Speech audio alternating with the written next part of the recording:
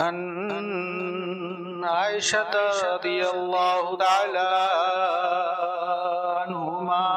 قالت قال رسول الله صلى الله تعالى عليه وسلم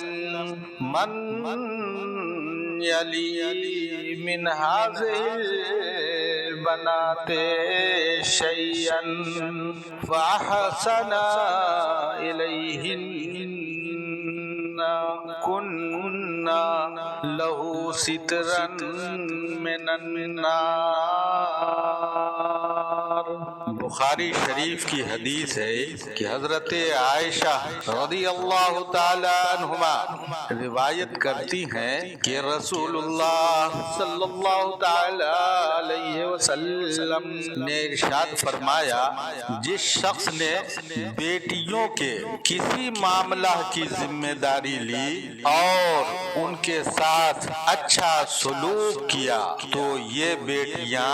اس کے لیے دوزخ کی آگ سے بچاؤ کا سامان بن جائے گی۔ میدان محشر برپا ہوگا، حق تعالی عدل و انصاف کی وجہ سے جہنم میں جانے کا حکم سنا دے گا، اسے جہنم میں ڈال دو۔